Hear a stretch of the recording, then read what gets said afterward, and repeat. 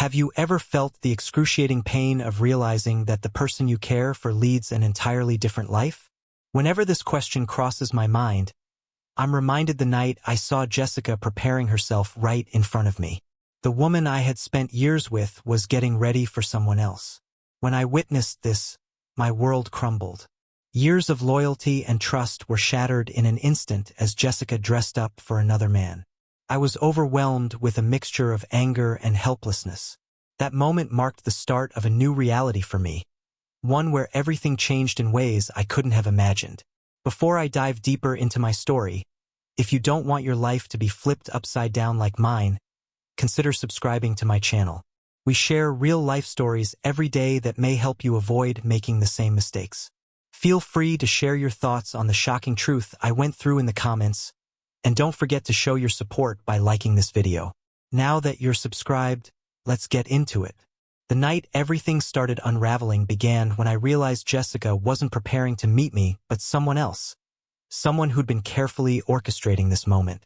She was clearly excited, dressed in black lace lingerie, high heels, and flawless makeup. She wasn't preparing for me. She was preparing for her boss, Mark Diamond. For some time, I had suspected something was going on between them, but that night everything became crystal clear. The scene I saw tore apart the love I once had for Jessica. I confronted her, asking where she was going. The look on her face will haunt me forever. She hesitated for a second before quickly composing herself. "I'm going out with friends," she said. She expected me to believe she was dressing like this just for a casual hangout, but I knew that wasn't the truth. This wasn't a simple get-together. Her face, full of tension and secrecy, made my suspicions flare up.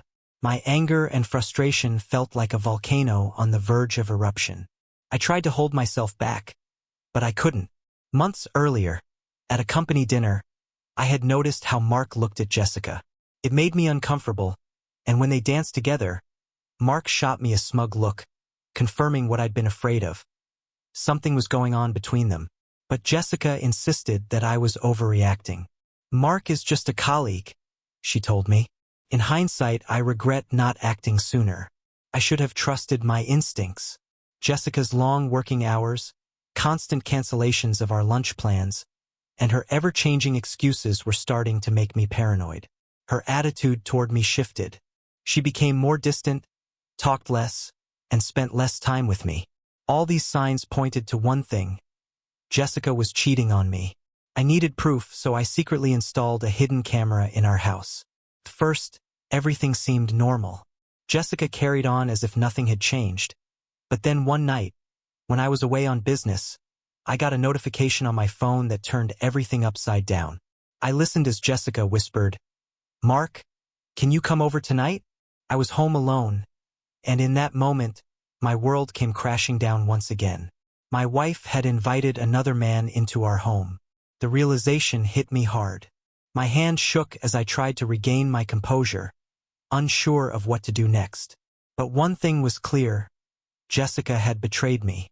An hour later, the doorbell rang, and Mark entered. I stood there, unable to believe my eyes, as Jessica embraced him and kissed him. Watching that moment unfold was the most painful thing I've ever experienced. My anger was like a bomb waiting to explode. Seeing them walk toward our bedroom shattered everything for me.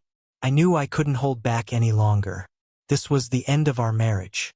I had already devised a plan, and Jessica and Mark would not escape without consequences.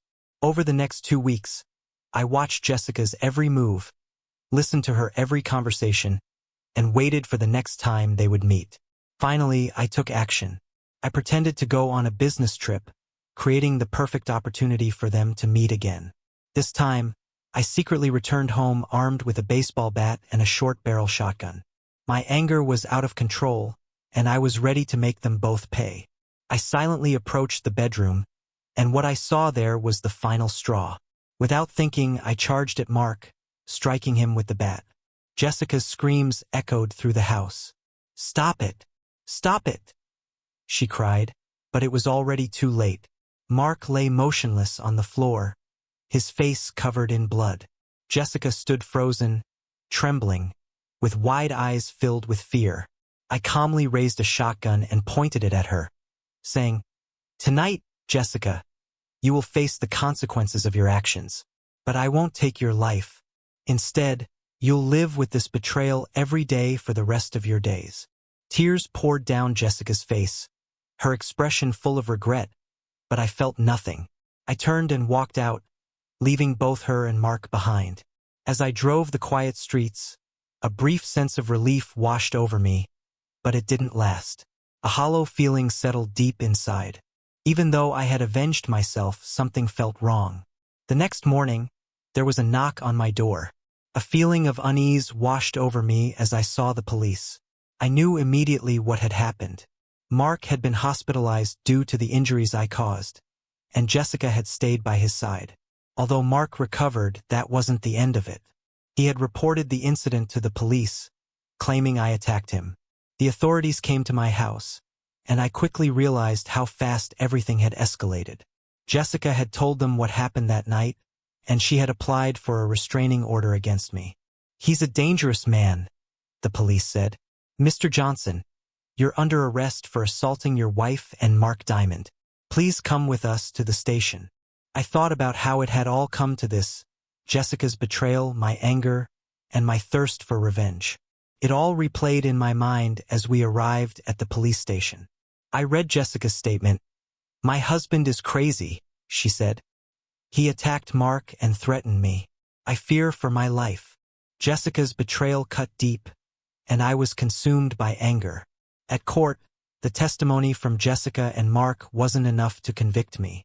With the help of my lawyer, I managed to avoid jail time because I had evidence that Jessica had cheated on me.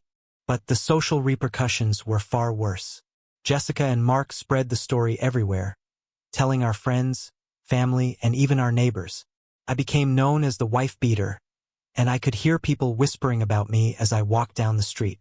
Everyone treated me like a monster. Meanwhile, Jessica suffered the biggest setback of her life. Mark ended their relationship, and she was fired from her job. She became a public disgrace, and all that was left for her was isolation. What had once seemed like a perfect relationship had turned into the town's gossip. Soon after, Jessica left town without a trace.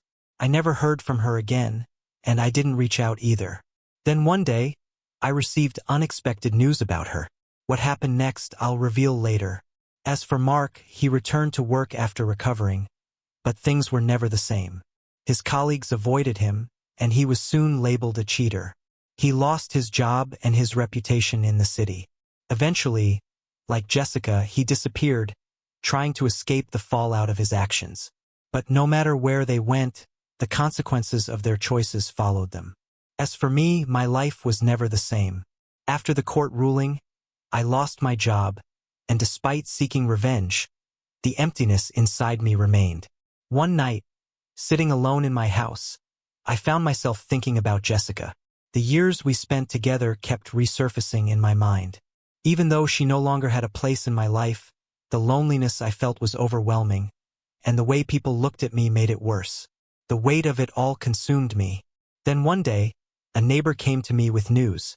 Someone had recently seen Jessica, and it turned out she was found dead in the same town where Mark lived. They suspected that both she and Mark had taken their own lives. The news hit me like a shockwave.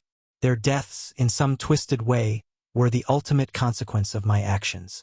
I didn't know if I should feel relief or if the burden was heavier, but something inside me seemed to close. In the end, my life had been completely overturned. I went from being a betrayed husband to a man driven by revenge, but in the end, I lost Jessica and I lost myself. There were no true winners in this story, only lives broken and lost.